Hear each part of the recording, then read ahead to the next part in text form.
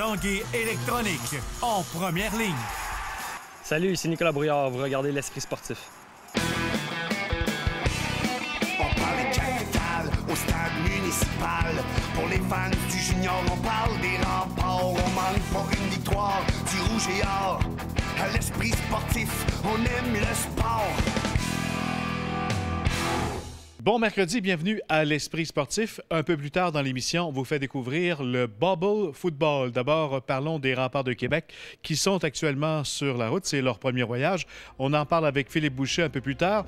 Tout d'abord, un autre profil d'un nouveau venu chez les Remparts, Nicolas Brouillard, un défenseur offensif de 5 pieds 11 pouces, 168 livres. Il en est à sa 4e saison dans la Ligue de hockey junior majeur du Québec. Il porte le numéro 15.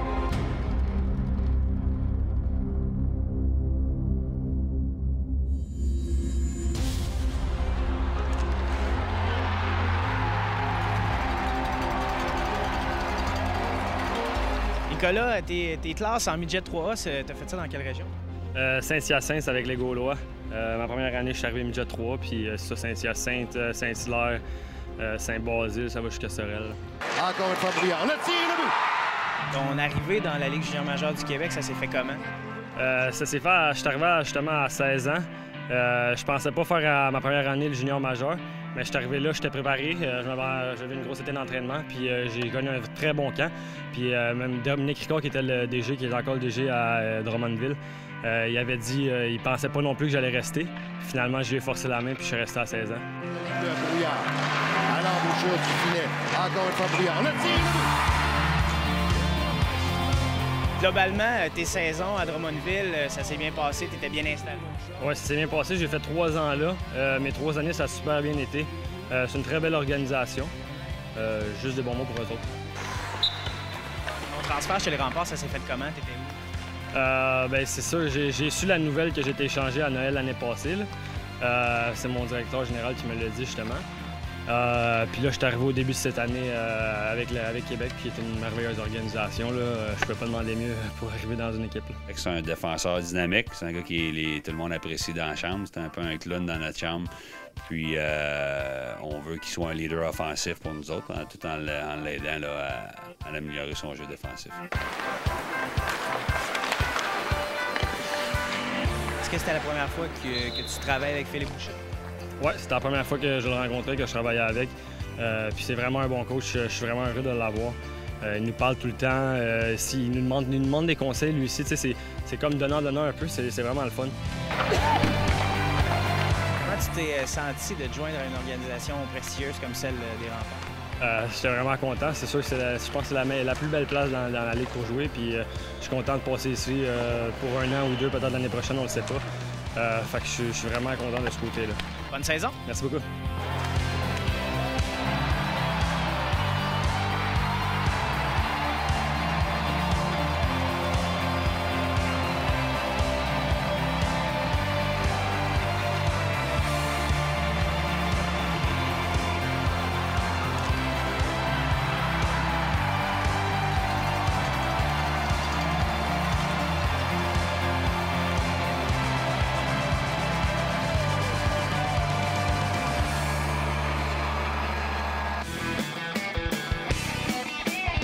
C'est à Bécomo que les Remparts de Québec entreprenaient un premier voyage cette saison. C'est après avoir remporté leurs 5 derniers matchs que la troupe de l'entraîneur-chef Philippe Boucher disputera 5 de ses 6 prochains matchs sur la route.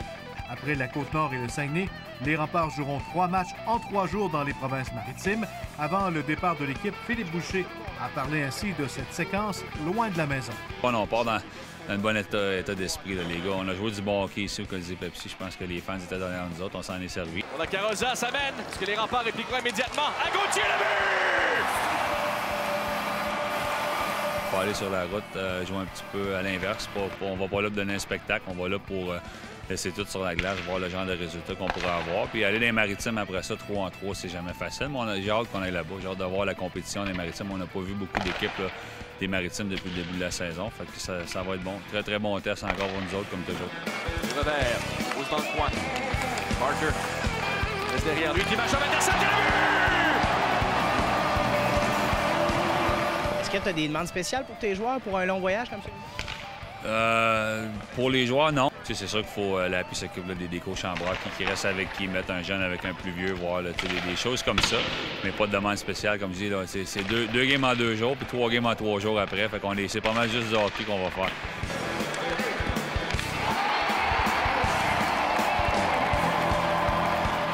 Dans le jeu majeur, est-ce que tu détectes un changement d'attitude pour certains joueurs par rapport à domicile, à l'extérieur? Ça se peut. Dans certains buildings, peut-être, pour les jeunes, c'est nouveau. C'est là que les vétérans de ton club sont très, très, très importants pour mettre les jeunes à l'aise. C'est pas différent. Là.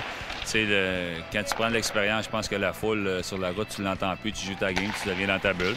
Mais c'est un peu à nous autres, surtout aux vétérans de l'équipe, d'être les leaders là-dedans et d'aider nos jeunes. Gauthier.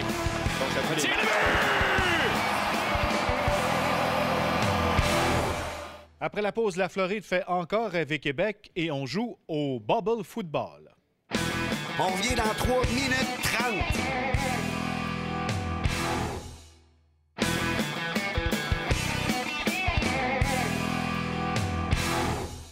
Ligue nationale de hockey, les gradins dégarnis à Sunrise cette semaine lors d'un match des Panthers face aux Sénateurs ont fait beaucoup jaser.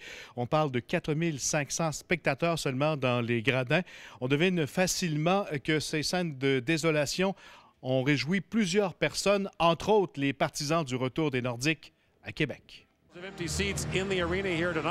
La plus petite foule de l'histoire des Panthers de la Floride. Il n'en fallait pas plus pour allumer des amateurs de hockey de Québec.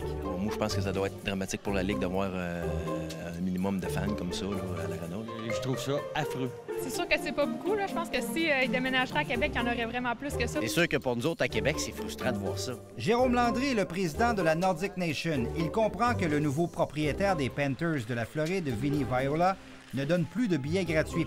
Et pour lui, la situation est inadmissible. Toutefois, aucune comparaison avec les Coyotes de Phoenix, mais bien avec une autre équipe qui a déménagé à Winnipeg. Ça me fait plus penser à la situation des Thrashers d'Atlanta il y a quelques années. C'est beaucoup à ça que ça me fait penser. Le propriétaire, à un moment donné, avait commencé à montrer des signes d'impatience. La situation des Coyotes, c'était un peu différent. L'équipe était sous tutelle de la Ligue.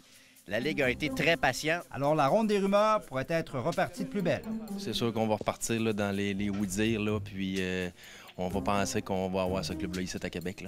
J'ai hâte qu'il avance super bien. Je pense que ça va vraiment... je pense que les rumeurs vont repartir assez vite. Les Panthers sont bienvenus à Québec, mais je vais le croire quand je vais le voir. Là. Je pense qu'on a été échaudés un peu. On a appris à être prudent.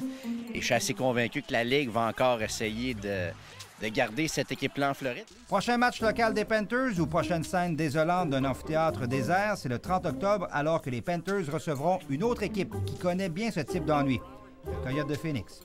Stéphane Turcot, TVA Sport, à Québec. Parlons maintenant de Bubble Football, un nouveau sport inventé par un Suédois qui est de plus en plus populaire à Québec. Mon confrère Jonathan Fournier est allé tester le produit en embarquant dans sa bulle.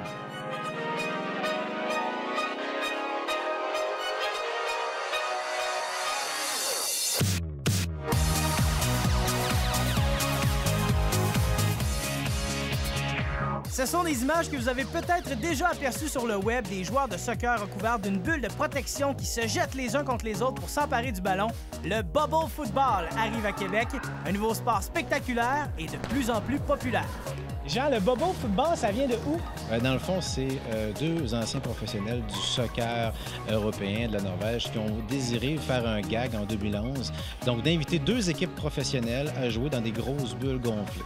Ce qui est arrivé par la suite, c'est que ça s'est diffusé partout en Europe et depuis ce temps-là, ça se propage un peu partout en Afrique, je dirais, autant en Asie, autant dans l'Amérique du Nord, l'Amérique du Sud. Donc c'est vraiment le sport qui est vraiment à la mode de ce temps-ci.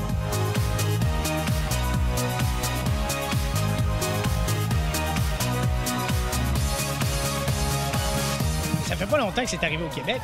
Non, je dirais que c'est arrivé depuis l'année passée seulement, en novembre. Ça va faire 1 an d'ici dans les 3 prochaines semaines. Ça va? C'est confortable? On se sent invincible là-dedans, hein? Et le bubble football, bon, 2 buts, un ballon, on le manipule avec nos pieds, puis le plaqué est suggéré. Oui, c'est aussi simple. Cependant, il y a des mesures de sécurité super importantes. Aucun plaquage en direction des murs, en direction des buts également. On ne frappe personne dans le dos, dans la majorité des cas.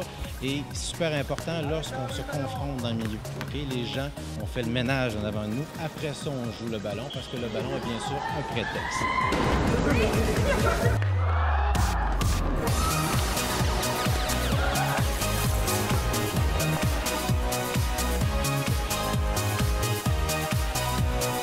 Alors, ton essai du bubble football, comment c'était? C'était vraiment le fun. Que tu sois gars, fille, tout le monde se respecte, puis même les plaqués, on se fait du fun ben raide, là. C'est vraiment trippant. J'ai vraiment aimé ça. J'avais pas vraiment d'attente en m'en venant ici. Puis c'est beaucoup plus intense que je pensais. Là. Je joue au deck hockey normalement, puis je pensais pas suer autant que ça. C'est forçant? Ah oui. Puis il faut prendre des pauses, aller prendre de l'eau régulièrement parce que tu t'offres pas 1 heure à jouer non-stop. C'est un sport que tout le monde peut essayer? Oui, donc vous avez 12 ans et plus. Ça peut jouer jusqu'à 60 ans. Donc les gens de tous les âges peuvent jouer au bubble football et bien sûr aux jeux qui sont associés autour de la bulle. Pour les gens à Québec qui veulent essayer dans les prochaines semaines, comment ils font? C'est très simple. Vous allez sur lebubblefootball.com. Donc vous fixez une date. Et après ça, vous réservez un gymnase et on s'occupe de tout. Donc, on arrive sur place, on gonfle, on s'amuse et on dégonfle. Donc, c'est tout simple que ça.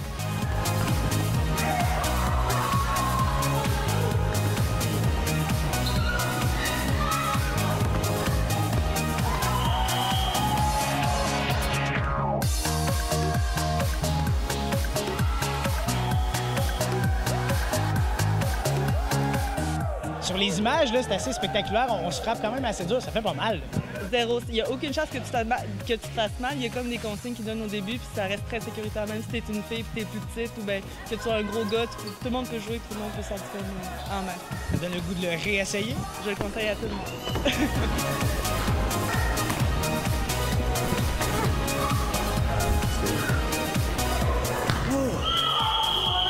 Ça a l'air de rien, mais c'est essoufflant, là.